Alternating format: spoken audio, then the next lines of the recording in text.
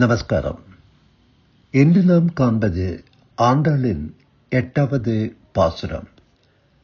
கேழ்வானம் வெள்ளென்றே எருமை சிறு வீடு மேய்வான் பரந்தனைகான்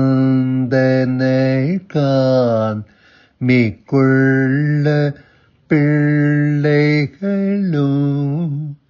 போவான் போகின்றாரை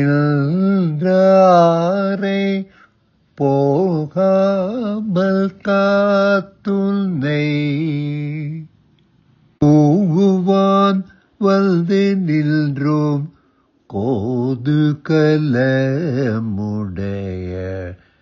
பாவாய் எழுந்திராய் பாடிப்பறை கொண்டு மாவாய் பிளந்தானே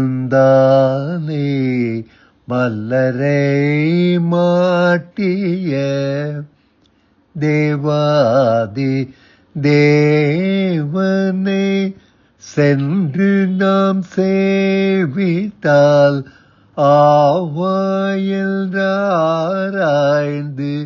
அருளேலோ ரெம்பாவாய். ஆயர்பாடியில் பெரியவர்கள் கீழ்வானம் வெளுத்திருக்கும் சமயங்களில் எருமைகளை சிறிது நேரம் புல்வெளியில் மேய்ப்பதற்காக விடுவார்கள். இதை பனிப்புல் மேய பரபிச் செல்லுதல் என்று கூறுவார்கள். நீராட புறப்பட்டவர்களான மிகுதியாக உள்ள பெண்களையும் முன்னமே போகாமல் தடுத்து, உன்னை கூப்பிடும் பொருட்டு நாங்கள் இங்கே வந்து நிற்கின்றோம். நீ கண்ணனால் கொண்டாடப்படும் பெரும் அழகிய பெண்ணே, எழுந்திருப்பாயாக. கண்ணனுடைய குணங்களை பாடி நோன்பிற்கு அவனிடம் பறையை வேண்டிக் கொண்டு குதிரை வடிவமான அசுரனது வாயை பிளந்து எரிந்தவனும் கம்சனால் ஏவப்பட்ட பெரு மல்லர்களையும் துரியோதனனின் நிலவரை மல்லர்களையும் மாள செய்தவனும் தேவாதி தேவனுமாகிய பகவானை நான் அடிபணிந்து அணுகினால் எங்கள் மீது இரக்கம் கொண்டு எங்கள் குறைகளை விசாரித்து அருள் செய்வான் என்று இவர்கள் கூறுகின்றார்கள்.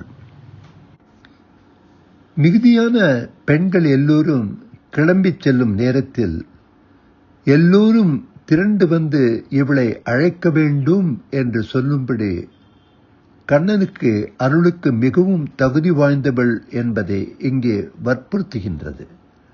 கோது கலமுடைய பாவாய் என்னும் சொற்றொடர். கௌதூகலம் என்னும் சம்ஸ்கிருத சொல்லின் விகாரம் கோதுகலம், ஆசை என்ற ஒரு பொருள் கண்ணனுடைய ஆசைக்கு உட்பட்டவள் என்பதையும் குறிக்கின்றது. இவளை முன்னிட்டு கொண்டு செல்ல கண்ணனுடைய அருள் எல்லோருக்கும் கிடைக்கும் என்று கருதுமாறு அப்பிரானால் கொண்டாடப்படும் இந்த பெண்ணை இவர்கள் இங்கே சிறப்பாக குறிப்பிடுகிறார்கள்.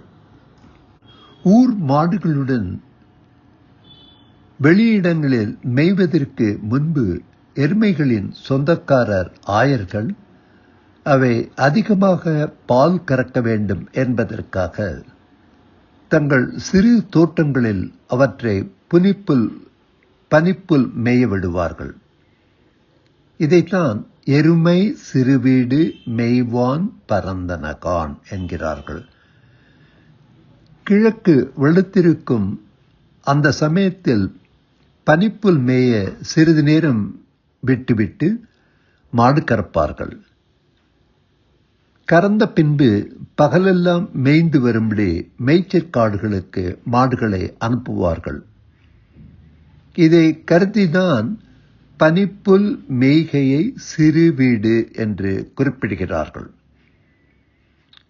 கண்ணனுடைய வீர சரிதங்களை பாடி கங்கு கரையில்லாமல் நெஞ்சிலே பொங்குகின்ற கிருஷ்ண பக்தியே அணை கடந்து பெருகுமாறு வாய்க்கால் வெட்டிக் கொள்வோம் என்கிறார்கள்.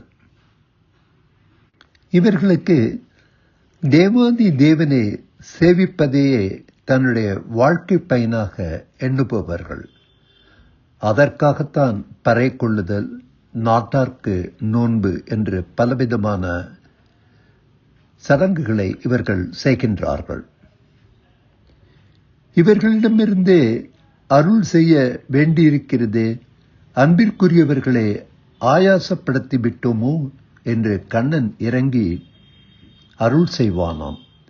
இவர்கள் இருக்கும் இடத்திற்கு செல்லாமல் நாம் இவர்களை இங்கே வரவழைத்து அவர்களை சிறிது துன்பத்திற்கு ஆட்படுத்தி விட்டோமோ என்ற இரக்கத்துடன் இவர்கள் வந்த காரியத்தை ஆராய்ந்து இனிதாக நிறைவேற்றுவான் என்கிறார்கள். கோது கலமுடைய பாவாய் பகவானுடைய அபிமானத்திற்கு மிகவும் தகுதி வாய்ந்த ஒரு பாகவதற்கு இது ஒரு அறிகுறி. இவரை முன்னிட்டு கொண்டு பகவானை அணுகுவதற்கு ஏற்ற காலம் வந்தது என்கிறார்கள். கிழக்கு வெளுத்தது, சத்வகுணம் தலையெடுப்பதற்கு இது ஒரு அறிகுறியாக நாம் ஏற்றுக்கொள்ள வேண்டும். எருமை சிறுவீடு மேய்வான் பரந்தனகான். இது நமது தமோ குணங்கள் நம்மை விட்டு விலகிப் போவதை குறிப்பிடுவதாக இருக்கும். நமக்கு ஒரு சிறு சந்தேகம் ஏற்படலாம். ஆண்டவனின் திருப்பாவை சிறுமியர்களுக்கு மட்டுமோ, பெரியவர்களை ஏன் அவள் அழைக்கவில்லை? பெரியவர்கள் அவரவர் கடமைகளை செய்கின்றனர். பழக்கப்படுத்த, படிய வைக்க, பதப்படுத்த வேண்டியவர்கள் சிறுவர்களே. எதையும் முறைப்படி அறிந்து புரிந்து தெரிந்து செய்யும் போது அதன் பலன் எளிதாகவும் இனிதாகவும், எதையும் முறைப்படி அறிந்து புரிந்து தெரிந்து செய்யும் போது அதன் பலன் எளிதாகவும் இனிதாகவும் பார்க்க, கேட்க, பாட, சிந்திக்க, செய்ய என்ற நமது புலன்கள் அனைத்தையும் ஒருமுகப்படுத்தி கோவிந்தனோடு உற்றோமாகி எங்கும் திருவருள் பெற்று இன்புற கூட்டு பிரார்த்தனையை நமக்கு அருளாக கொடுக்கின்றாள் நமது கோதை. ஒற்றுமையுடன் கூடியிருந்து செயல்படும் போது எந்த ஒரு செயலும் மேலும் பரிமளிக்கும், பலனளிக்கும். பொறுப்புகளும் அதற்கான பலன்களும் பலரையும் சென்றடையும். கற்பது, கற்பிப்பது, செயலாற்றுவது எதுவுமே கடினமாக இருக்காது. அனைவரது சிந்தனையும் ஒருமைப்படும் பொழுது அந்த நேர்மறை சிந்தனைகள், செயல்கள் சக்தி பெறும். சுற்றுப்புறத்தில் ஒரு தூய்மை, இறைத்தன்மை தானாக நிலை பெறும். ஜீவாத்மா பரமாத்மாவை உணர்ந்து பிறவிப் பயனை அடையச் செய்யும். மேலையார் செய்வனகள் வேண்டுவன கேட்டியேல் என்பதை ஆண்டாள் வலியுறுத்துகிறாள். இங்கு பெற்றோர், பெரியவர், ஆசான், முன்னோர் அனைவரும் நமக்கு ஒரு ஆதாரம். பெரியவர்கள், முதுமை அடைந்தவர்கள் நமக்கு பாரம் அல்ல, நம்மை பலப்படுத்தும் சாரம். பெரியவர்களின் இளைய தலைமுறையின் அஸ்திவாரம், ஆணிவேர். நமது சுற்றம், நண்பர்கள் அந்த சாரம் கட்ட தேவைப்படும் கயிறு, சல்லி, வேர்கள் என பல வகைப்படும். ஏழு பிறவிக்கும் என்று கோதை சொல்வது இந்த பந்தங்களை சேர்த்துத்தான். மாமீர், மாமன், மைத்துனன், காவலர்கள், முனிவர்கள், யோகியர், பெற்ற ஒருத்தி, வளர்த்த ஒருத்தி, நந்தகோபன் என்று பெரியவர்களை ஆங்காங்கு பணிவுடன் குறிப்பிடுவது ஆண்டாளின் பண்பையும் பாங்கையும் காட்டுகின்றது. அது நமக்கான பாடமும் அவையே. நாம் ஸ்ரீவில்லிபுத்தூரை ஆயர்பாடி என்று வைத்துக் கொள்வோம். செல்வச் சிறுமீர்களை பலவும் சொல்லி அவள் எழுப்புகிறாள். ஒன்றே போல அல்ல, அவரவர் போக்கில் இவள் பாடல். கெஞ்சுகிறாள், கொஞ்சுகிறாள், மிஞ்சுகிறாள், விவாதிக்கின்றாள், விடிந்ததற்கான அறிகுறிகளை அறிவிக்கின்றாள். யார் யார் வந்தார்கள் என்று பட்டியலிட்டு கூப்பிடுகின்றாள். கள்ள துயில் கொண்டவர்களை கடிந்து அழைக்கின்றாள். தான் மட்டும் அனுபவிப்பவைகளை இடித்து உரைக்கின்றாள். உள்ளிருந்தே கேள்விக்கணைகள் தொடுப்பவர்களுக்கு தக்க பதில் கொடுக்கின்றாள். தங்களுடன் வந்தால் என்ன கிடைக்கும் என்று ஆசையையும் காட்டுகின்றாள். இந்த சமயோஜிதம் சாமர்த்தியம் நினைத்து நினைத்து நாம் பாராட்ட வேண்டும். ஆண்டாள் தானும் அவர்களோடு ஒருத்தியாய் தோழியாக கலந்து பழகுகின்றாள். அரியவற்றை எளிதாக்கி தருகின்றாள். கீதம் இசைக்கின்றாள். முக்குளத்து நீராட்டமாக அவர்களை பக்தியில் நனைக்கின்றாள்.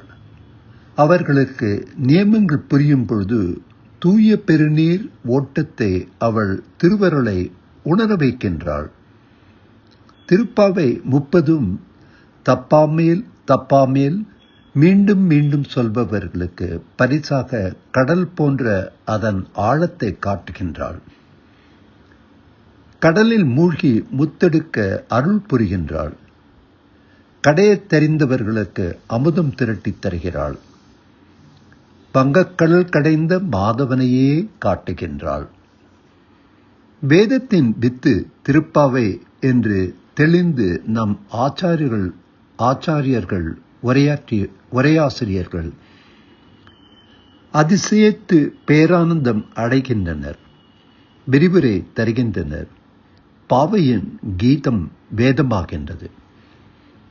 நீரளவே ஆகுமாம் நீர் ஆம்பல், தான் கற்ற நூல் அளவே ஆகுமாம் நுண்ணறிவு, மேலே தவத்து அளவே ஆகுமாம் தான் பெற்ற செல்வம், வெள்ளத்தனைய மலர் நீட்டம் மாந்தர்த்தம், உள்ளத்தனையது உயர்வு என்று நாம் கற்றது நினைவுக்கு வருகின்றது அல்லவா? நமது அறிவுக்கு, ஆர்வத்துக்கு, பக்திக்காக ஏற்றபடி ஆண்டாளின் இந்த திருவாக்கு தன்னை வெளிக்காட்டும் வழிகாட்டுதல், அருள் புரியும் இவைகள் எல்லாவற்றையும் பார்க்கும் பொழுது நாம் ஒரு சிறந்த காவியத்தை பார்க்கும் ஒரு எண்ணம் ஏற்படுகின்றது. ஆண்டாள் திருவடிகளே சரணம்.